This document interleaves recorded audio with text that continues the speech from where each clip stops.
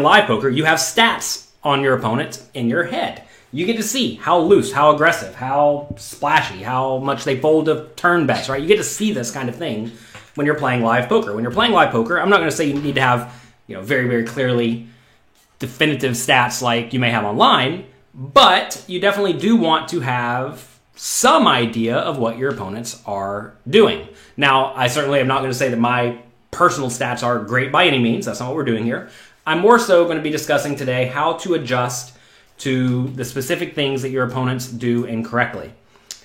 If you are here on YouTube or Twitch or Facebook or anywhere else, please let me know, because the streaming program is saying that they were having issues, but it seems like it's okay, so that's good. If you're on Instagram, you may want to go over to youtube.com/pokercoaching, because you'll be able to see what we're discussing today instead of just hear what we're discussing. Same thing if you're listening on iTunes. All right, looks like everything is working. So that is good. Good. So you can go as simple or as in-depth when it comes to heads-up displays as you would like. This one I have here is relatively simple. I'll show you exactly what it has on it. It's nothing fancy, but I like it. On Hold'em Manager, you go over to... we may have a problem here. Let's see. Hold'em Manager, you go to Heads-Up Display Settings.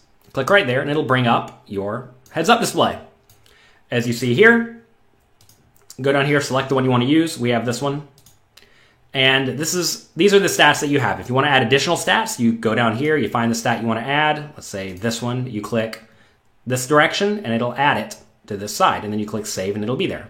All right, so these are the stats that we're going to have. The top line is just the name and the total hands. Nothing fancy, right? The name is important because you need to know who you're talking about. That said, you actually don't need the name if you are very confident your heads-up display is always going to put the stats in the right spots. I'm not always that convinced, though. So I like having the name there because every once in a while it'll screw up, especially when you're playing on a new site. And if you're playing on sites that randomly change how they input hand histories and whatnot, then you probably do want to have the name on there just to be sure you're looking at the stats for the right person. Total hands you have on with the opponent. That is very important too, because if you have 10 hands on someone, that's very different than if you have 1,000 hands on someone or 10,000 hands on someone, right? If you have 10,000 hands, you can be pretty confident the stats you're being shown are very close to accurate. It is worth mentioning I have a setting set up such that I only see the stats appear on my end if I have 10 instances of that situation or more. If I have fewer than 10, it just won't even display the stat because I don't want to see something like 75% and think that's like a lot in a particular instance, whereas in reality it's just short-term variance. So we have that set up. How do we actually do that? I think it's under something. I'm not exactly sure to do that off the top of my head. You can search all of how to actually do this on Hold'em Manager. Poker Tracker works equally well. I believe there's this program called Poker Copilot for Mac that I hear works well enough. I think Poker Tracker may work for Mac. I'm not sure. I have a Windows computer. Look, I have nothing against Macs, but Windows works with every poker program, whereas Mac does not. So if you want to be a professional poker player, I would highly suggest you consider using a Windows computer. All right, then we have a line. This means name, total hands are going to be on the top, then there's going to be a line, then there's going to be two more stats, total VPIP and total preflop raise. These may not be the actual best stats to have here, but I think these are probably fine. And I think these are good stats. Really, these just give you a snapshot of how loose, splashy, etc. your opponent's playing. We'll be discussing those in the future. Next, we have total steal and fold big blind to steal. Steal says how often they're raising from the cutoff and the button. Fold big blind to steal says how often they are folding the big blind against, I think, a pre-flop raise, although maybe it is against a cutoff or button raise. Not sure. If they fold a lot to the steal, you need to be raising more from late position. Next, we have a new line. Then we have total 3-bet, total fold to 3-bet, right? These are important stats. If they're 3-betting a ton, that's going to be very different than if they're 3-betting almost never. Next, we have total 4-bet and total fold to 4-bet. Then we have, on the next line, flop, turn, and river continuation bet. Then we have another line. Then we have fold to a flop, turn, or river continuation bet. Then we have a flop, turn, and river check raise. Okay? So that's what we have. Nothing fancy, nothing too in-depth here. So let's take a look. See, a lot of you have some questions coming in. What do I think of Poker Bros? I think you'd have to be insane to play on Poker Bros because you are likely supporting organized crime. You have to deal with a bagman. You could easily be cheated by a shady app. Seems like about the worst possible place you could play. There and PPP seem like horrible, horrible, horrible places to play.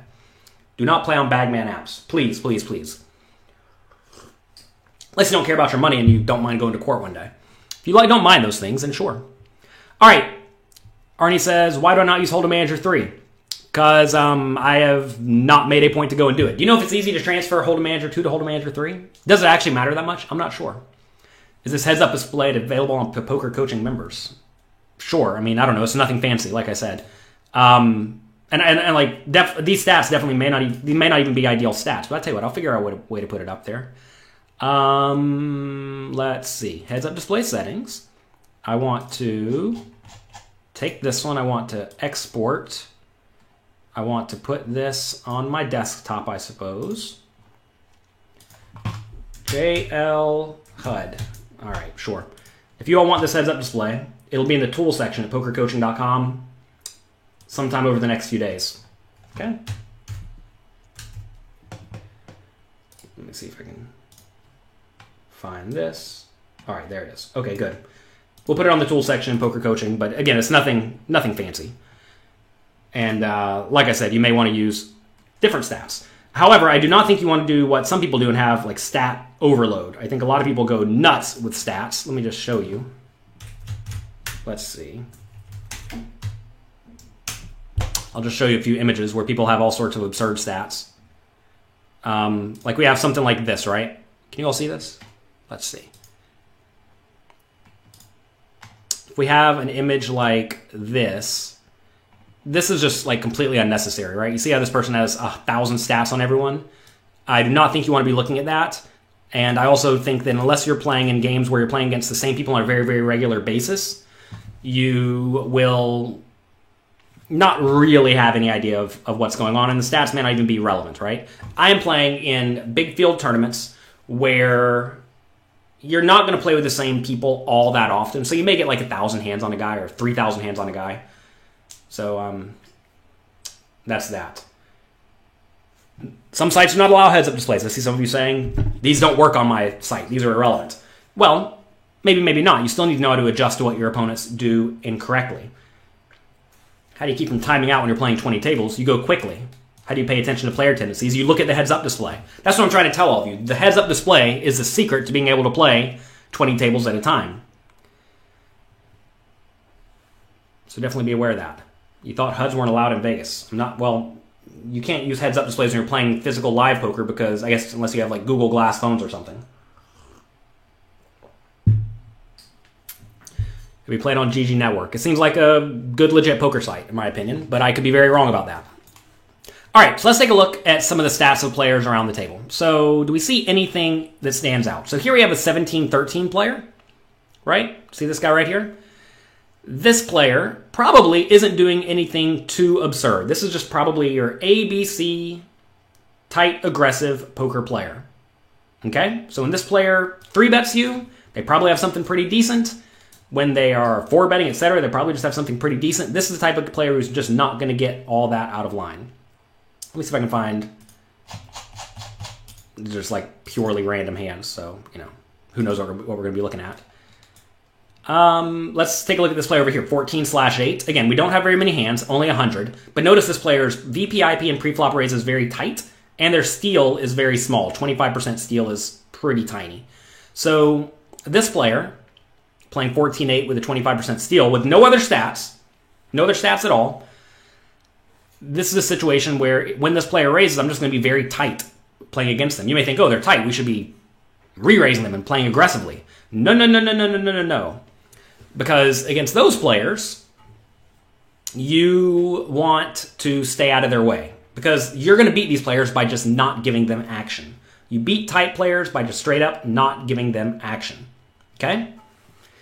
Same thing. See this player right here, 17/13, 26% steal, 4% 3-bet. This is also a stereotypical tight player. Against tight players, don't do anything absurd, right? Let me see if there's anything else in this hand history where we can find someone with like ridiculous stats.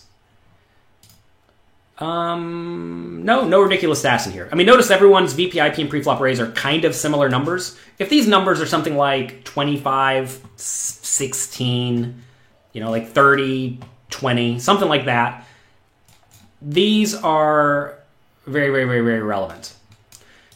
You may say that we need position awareness. I'm not exactly sure what you're referring to, but positional stats are very important. However, do you want to overload your heads-up display? For example, when you click here, when you click on P, it'll actually bring up VPI or preflop raise from all positions. Do you really want to have all these stats on your screen? Probably not, right? So when you're 20 tabling, you don't have time to go through and look at all these stats every single time. You certainly could, but you're going to time out all over the place, which is why I'm trying to teach all of you to get good at extrapolating. Like I just said, we had literally 3 stats on a guy over 100 hands. VPIP, preflop raise, and steal. That is really all you need to start making pretty big adjustments. So definitely recognize that, right? So again, you don't have to have like very clean, good, definitive information in order to start making adjustments. What heads-up display do we use? Just some basic thing. It's nothing fancy. I will upload it to the tools section at pokercoaching.com for all the members. If you can't use a HUD, you have to play fewer tables. I don't necessarily think that's true. You just have to play closer to GTO unless you... you're going to be giving up edge as you play more tables across the board, right? And you just have to understand that as you play more and more tables, you have to figure out what you're going to use to either try to maintain an edge or, lose an edge, but try to maintain some small edge across all the tables. And I have found that just using heads-up display with basic stats works great. It works absolutely great. All right, let's find another table. We'll just look at some more generic stats. Let's see if we have some small buy-in game that maybe people are playing really bad. Let's see.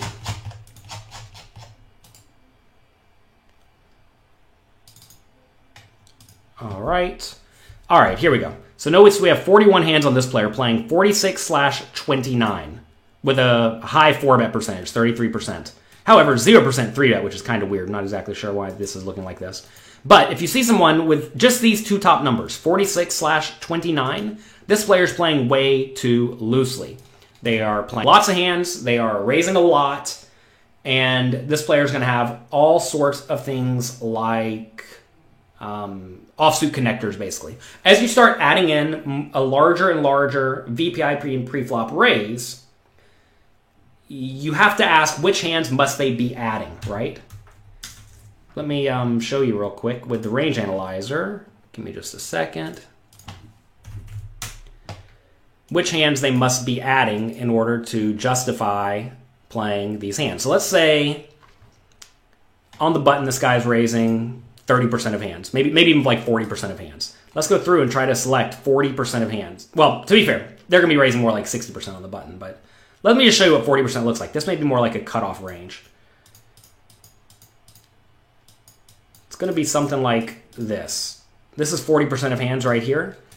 Let's see what this, if we have any actual stats on this guy. I know, like, again, this goes back to not a ton of data, as you see. Like, button raise is 40%, but that's actually not that high. You see early position is 40%. Well, I guess you can't see that. It's there, I promise. Early position raise is also 40%. And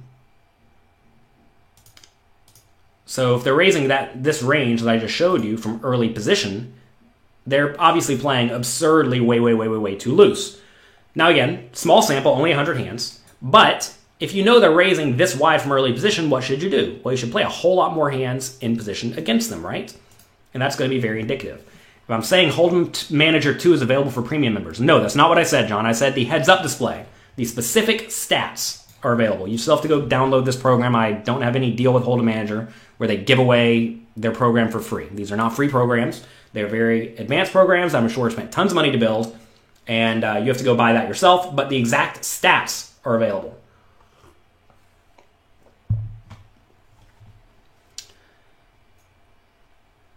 All right. First time you're here live, welcome. Can you use the heads-up display you download on Poker Coaching on America's Card Room? Yes, this does work on ACR. This does not work on Global Poker as far as I know. Doesn't work on Party Poker, doesn't work on GG, does work on PokerStars, doesn't work on World Series. etc., etc. Like some sites allow, some sites don't. It is what it is. Do a little bit of research, figure it out. You all have Google, right? All right. Other stats around this table. We really don't have tons of hands on any of these people. This guy, 21/16, seems to just be playing kind of normally. One thing worth noting here is he does have a high 3-bet, but again, small sample size. So this is where I would look at this and I would see 13% 3-bet. Then I would look at 63 hands and think, all right, guys probably just had good cards, right? And that's really all you need to know in that scenario. Which views, this is where it shows you the name of each stat. I'm sure that's an option somewhere in here. Let's see. We go to heads-up display settings. And stat appearance right here. Abbreviation. I think you want this. Abbreviation 4. Right? Decimals 1, minimum sample. So let's just show you what I have over here. I'll show you exactly what I have. So over here I have abbreviation 5. Decimals 2. Minimum sample 0. Well, we needed 10. Maybe that's not selected properly. I'm not exactly sure. Very sure we have it at 10 because we don't get stats very often at all. So anyway, you want something like that. This is in the stat appearance setting. And again, I'm certainly not a pro with this program, but I just wanted to generally show you. Also, this doesn't look like I'm showing 5. It looks like I'm showing 3 or something. Whatever. That's how you go in and you change this, though. When you're playing with Hold Manager, it's hard to get displays out of the way. I mean, all you do is you right-click and you can move this. You can move this stat wherever you want it. Like I could put it on top of the guy if I wanted. I can move it anywhere I want by right-clicking on it and moving that stat anywhere. So that's not hard. Also, there is a setting where, well, as soon as you move a stat to be where you want it to be, it leaves it there. It stays there. Like for the next table. So if you're playing like an 8-handed table, the game remembers that on 8-handed tables, the stats go to a different spot than the 9-handed tables. Your stats before joining poker coaching was 7% VPIP, 100% pre-flop raise, 25% 3-bet. Not sure that works that way. Usually, VPIP is much higher than pre-flop raise, but that's okay.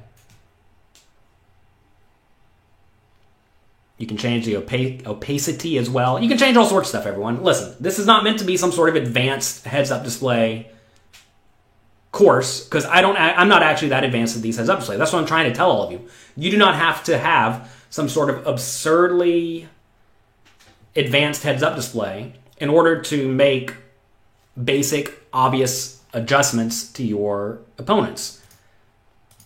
Right? Let's see. Where's one where we have a deep finish where we may have lots of hands? Let's see.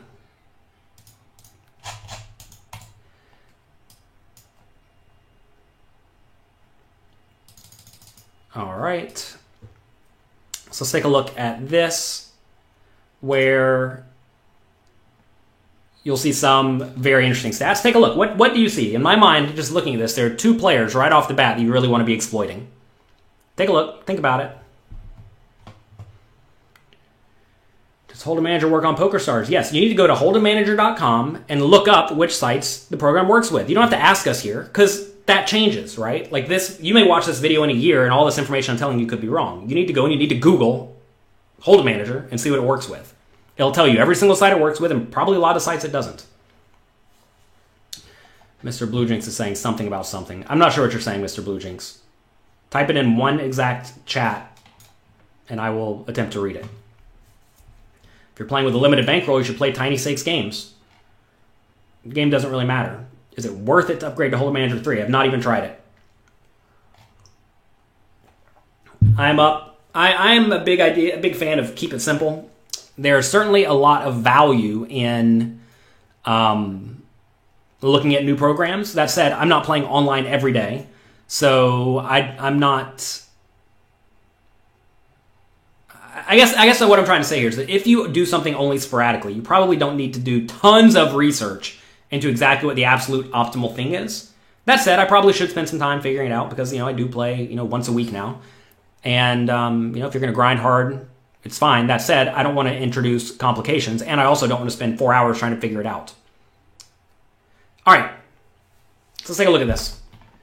So now, we have this one player, Wit, who's playing 0/0, 0, 0, 0, 0. This guy is either the nittiest player of all time, or he's sitting out. Probably just sitting out. So, in this situation, we need to be raising very frequently when we're on the button because it's basically like the small blind doesn't exist. We also want to be raising very wide in the cutoff because it's very likely the button doesn't exist, right? So having these stats here will let you very quickly see that either this player's sitting out or they're just really, really, really tight. Either way, that is an obvious adjustment. Next, we have this player here playing 33/20. This player is much more loose than a regular player. So, notice the player's 3-bet's also very big. 18% is through the roof. So, in this scenario, we should be actually raising decently wide, but understanding we're going to be facing a lot of aggression from this 33/20 player with, 18% 3-bet. So, we have two conflicting things here. One, we want to be raising wider on the button because the player to our left is really tight, but the player to that player's left is not absurd, but loose enough, right? And so in that scenario, we are kind of forced to play normally, especially when we are in the hijack and the low jack seat. Because from the hijack and the low jack seat, we always have to raise into this loose, aggressive player who has position on us, who seems to be quite aggressive. It's a good idea to have your own stats showing. I don't think it really matters. The stats that get shown whenever you're playing are the stats that you have in-game, or in that exact table. So, like, say you just happen to be playing absurdly loose, and you have 30 hands on your opponents, it means they have 30 hands on you. You can look at that and know that they think you're playing absurdly loose, right? Whereas if you have 1,000 hands on a guy, and you have, you see you've only played 30 hands at this table, they know you play, that they know you played 1,000 hands, so you know they have the regular stats. So, that's how I would think. You have Hold'em Manager and I'm struggling. Well, I mean, look, if you have problems with the program, I'm not support for Hold'em Manager. I'm not support for Poker Tracker. I actually had a hard time getting Poker Tracker to work properly on my computer when I tried to update it because a group I'm involved with prefers Poker Tracker for whatever reason. But they're the same program, owned by the same company, basically. So consult their support, right? If you're going to pay them $100 for their program, they want their program to work. Just like whenever you pay me money for pokercoaching.com, I want the site to work for you. And if it doesn't, well, I'm happy to help you with that. Let's see.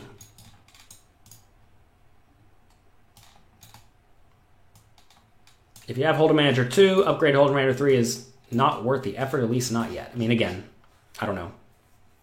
This is a Hold'em Manager replayer. This is not an actual poker site. This is a Hold'em Manager replayer. Hand to Note now. Yeah, so Hand to Note's a program that our newest poker coaching coach, what's his name? James Romero. He uses Hand to Note a ton, and apparently he is like the man at Hand to Note. And he has infinite data on everyone and knows how to adjust based on player pool tendencies, and that kind of thing is highly, highly valuable. All right, here's another good example. Take a look at this table. Here we have another new table. Tell me a few things that stand out. There are two main things that stand out immediately to me. Maybe three. I would say three broad things across the board.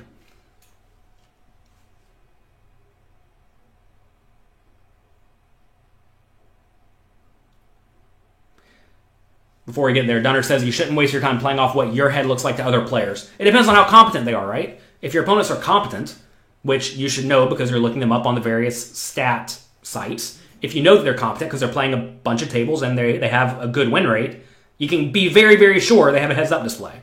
I would actually venture to say that almost every good winning player on the sites that allow heads-up displays have a heads-up display. All the time. All right. So, here we go. Take a look at these stats.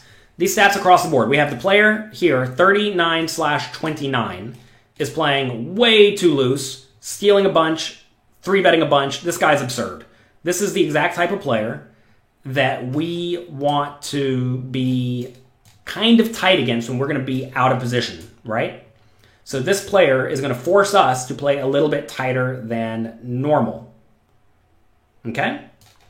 Next, this player here, 14/11, is tight. But that's not really going to matter for me because he's all the way across the table.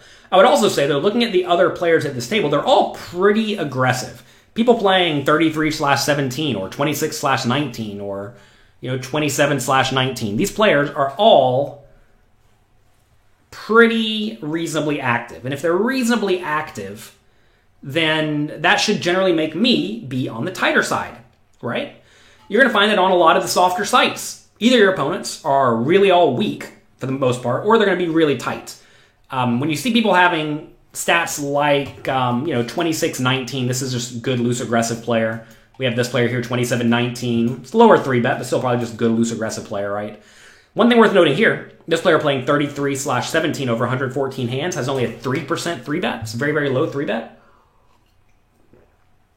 So if you were ignoring 3-bet, you would just think this guy is playing loose and aggressive, but he actually almost never 3-bets. So if he almost never 3-bets, when you do raise and he 3-bets you should be much, much tighter, right? So this isn't going to apply for me because he's on my right. However, if he was on my left, right, we're just trying to extrapolate here. If he was on my left, if I raise, I would expect him to call a lot and not 3-bet a lot. So if he did start 3-betting a lot, then you should tighten up. Where can you look up your opponents? You can look them up on SharkScope. That's one that's been around for a long time and has a lot of good data. And that tracks most sites.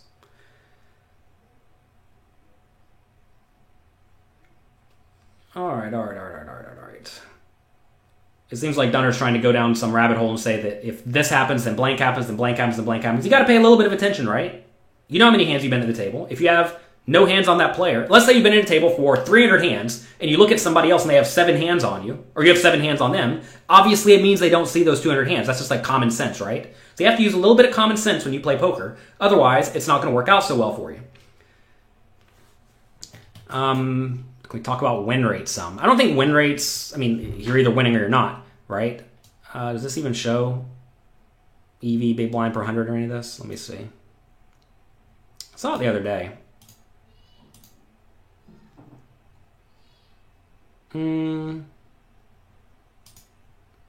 Obviously, program's going to go slow.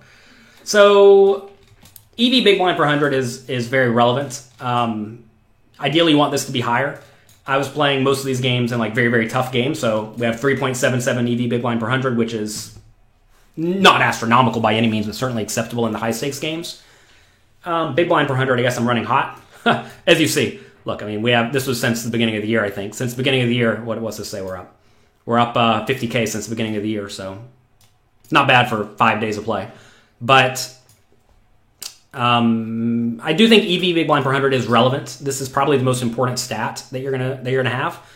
If the number is like 2 or 3 or lower, you should probably move down, unless you're playing the very, very highest stakes games. And like I said, if you look at the majority of these tournaments, if we look at total buy-in, you see it's like just a load of $1,000 and $2,000 games, loads of $500 games, loads of $200 games, right? Mostly $1,000 and $2,000 games though.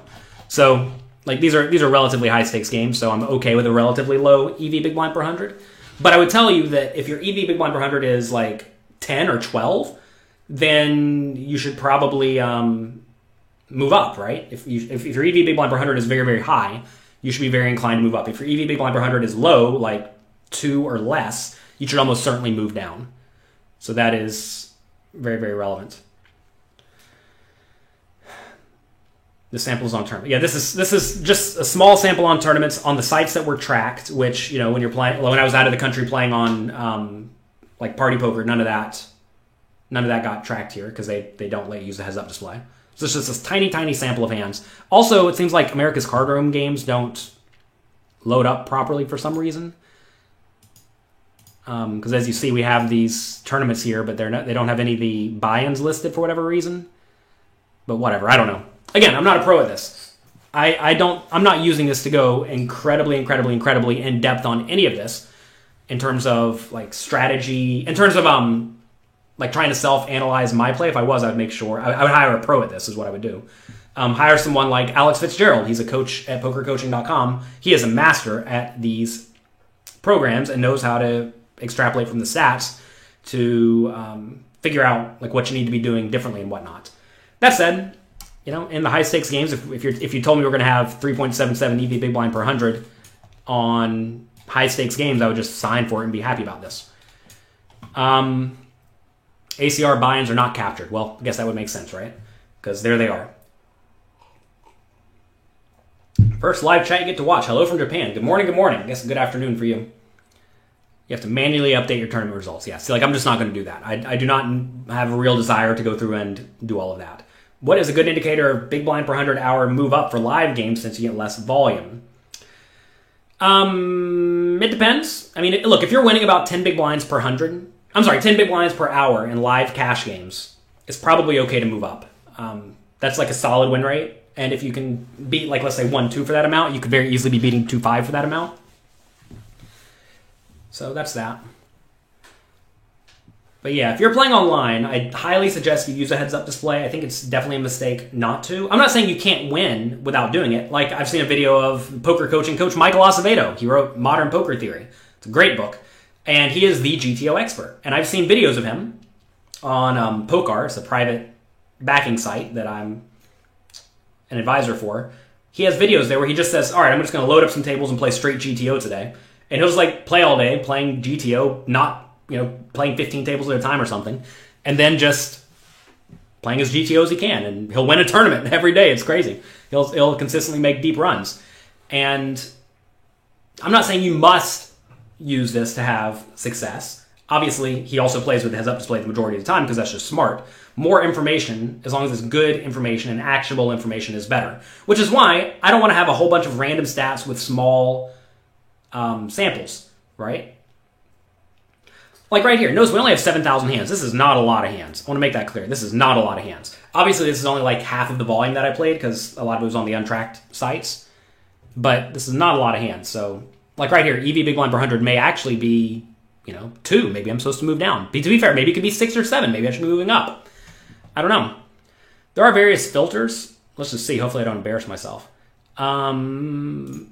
Let's search like the lower buy-in games. I'm just curious.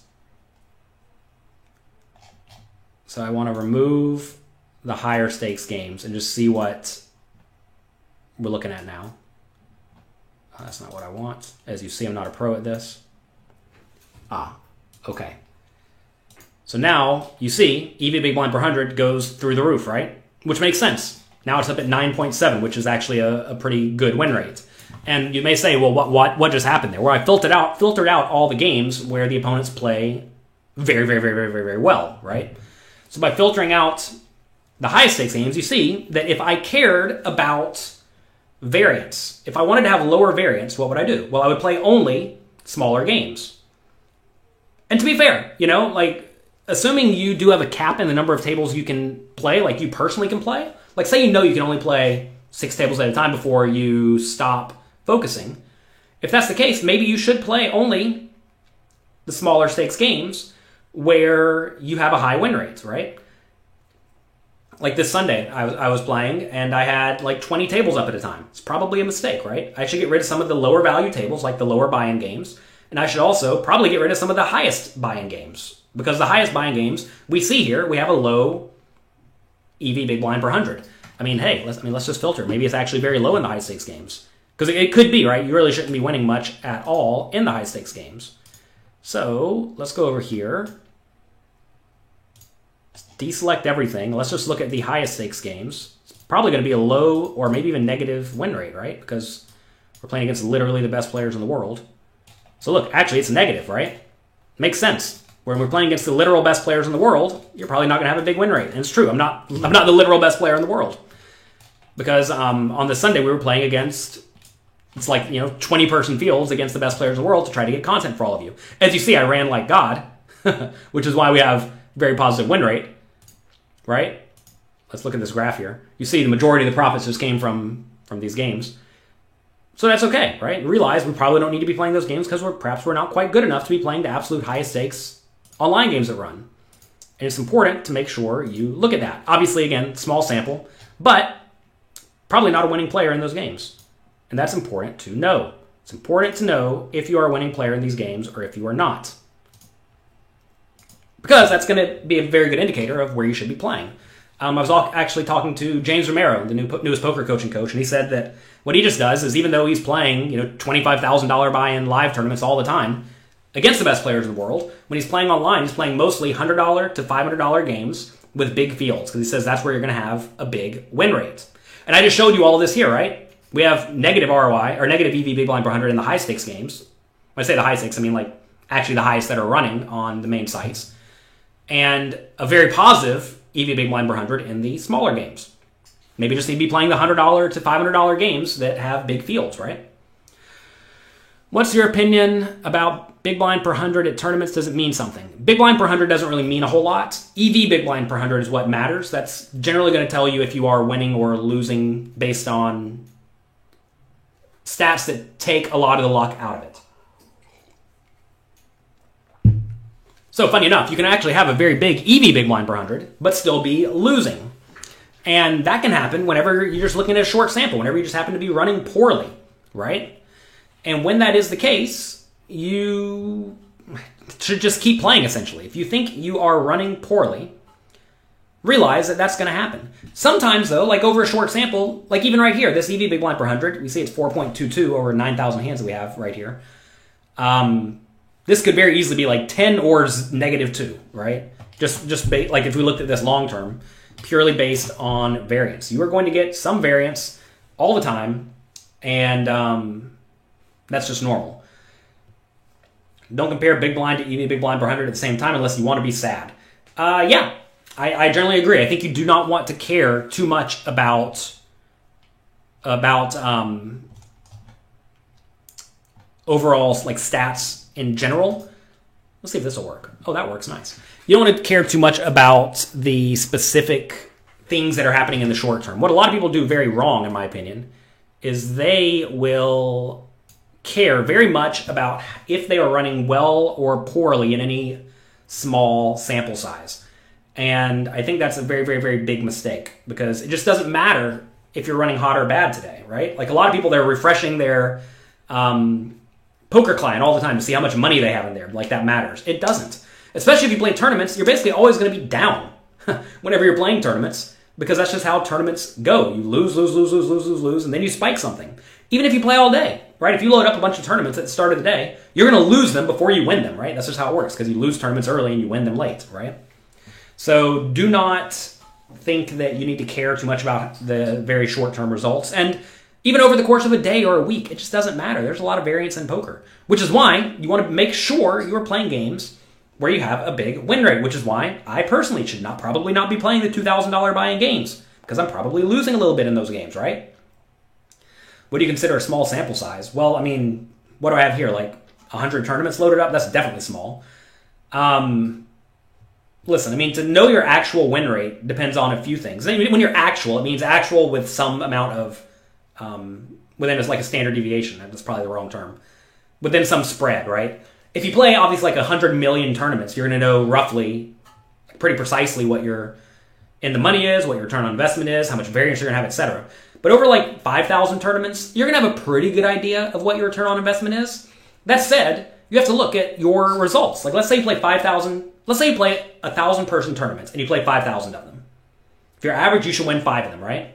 However, if you're good, and let's say you knew that your actual average should be 10, you may have a 5,000 tournament stretch where you win like 2. And you may also have a 5,000 tournament stretch where you win like 12, right? That happens. And that's very important to recognize that you will have swings, especially if you're playing a swingy game like 1,000-person tournaments. If you're playing something like 12-person tournaments, though, if you play 5,000 games, you're going to have a very good idea of what your return on investment is. Because the spread, like, say you're supposed to win, what is it, 120 or something? If you win, you're going to win roughly that many if you are average over that time period with a relatively small spread. Am I doing a Q&A right now? No. We'll do that maybe later. Today we're talking about heads-up displays and the adjustments you can make with them. You have to withdraw with Bitcoin on these sites. I mean, look, I already told you the unlicensed, unregulated sites that operate within America make you jump through a bunch of hoops. But I would tell you, you should probably get your money in Bitcoin instead of leave it on those sites. Is a free heads-up display legit? I have no idea. This is Hold'em Manager. The other one is Poker Tracker. Those are the two that I would recommend. But that's because I'm not educated in this section all that much. I'm telling you the basics that I use that make it work. Giancarlo, if you have any questions, send us an email. If you go to pokercoaching.com right now, we have a filters tab. If you click the filter, All those filters are the old classes, or the old whatever it was called, the courses. So go there, play around with it. You'll figure it out. It's actually way more intuitive in our opinions, and it makes it easier to find the new content. If you are watching this on Instagram or listening on iTunes, by the way, go back and watch this on YouTube. Go to youtube.com/pokercoaching. So check that out. You can use Javaro for free. Sure, I don't know anything about Javaro. What's the optimal time to enter tournaments? Depends on if you have an edge or not. If you have an edge, the answer is probably early. If you don't have an edge, the answer is late. How's the family coping in New York? We're doing fine. Life's good. We have no problems. Everything's going well enough. We figured out how to get food delivered here. You have to wake up at 6 a.m. and order it. So if you do that, you can usually get food delivered sometime within the week.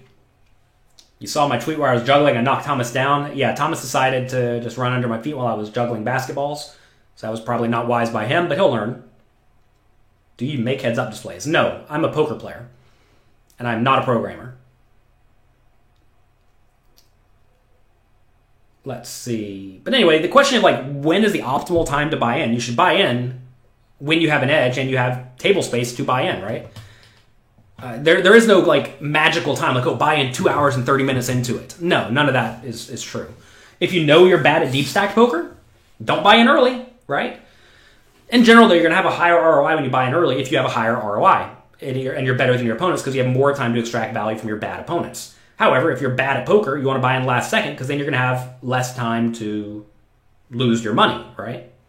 So if you are bad at poker, you should definitely buy in last second. If you're good at poker, you should probably buy in early unless you're bad at deep stack poker. You perform better in low than in micros, but you're not bankrolled for low. Any thoughts? Play micro to games. Also, you probably don't have a big enough sample. Do you play without heads-up displays just to not disconnect? No, I always play with a heads-up display. Heads-up displays are very, very vital to my success at poker. I've actually had a lot more success in the sites where I can play with a heads-up display compared to the ones where I cannot. And I would tell you that heads-up displays are very, very, very, very, very important if you know how to use them properly. If you don't know how to use them properly, then they're probably not all that relevant. But, I don't lean so heavily on it to where, I can't play without it. But at the same time, I would tell you that, you should get decent information. And I've shown you here today just to, you can have just 3 stats, how that can heavily impact your strategy. Where do I usually play online? Party Poker and PokerStars. Those are the 2 main sites. I would highly suggest you play there, assuming you can. Do poker players generally overestimate their ability? Of course, we've talked about this many times. What does FCB mean? Folded continuation bet, probably. Not sure what exactly you're referring to, but probably. You thought heads-up displays were frowned upon. Heads-up displays are frowned upon on... Well, they give good players a bigger edge. So do you want the good players to have a bigger edge or not?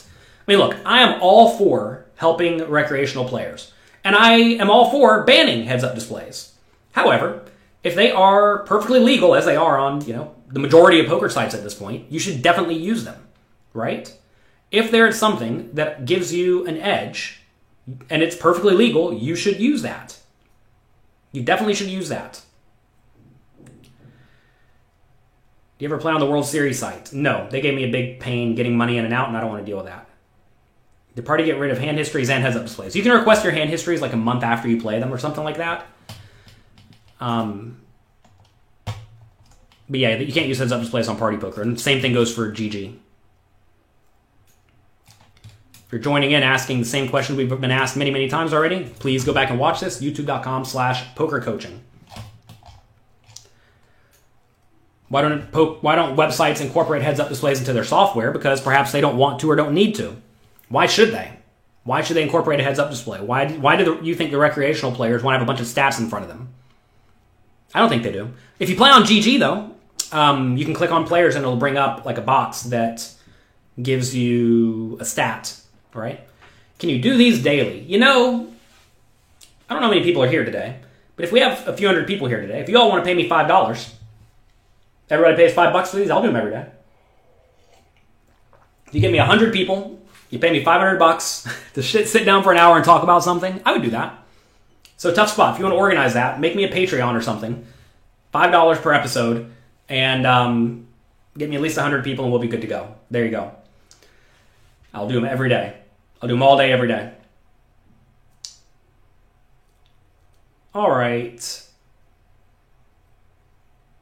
Well, I settled for $250. You know what? I'd probably do it for $250. That seems reasonable. 3 per week is plenty. We already do 3 for free. Also, we have pokercoaching.com. You can sign up there for, what's it, $3 per month, $3 per day. You get full access to every piece of content I've ever made that I think is still good and relevant. So there you go.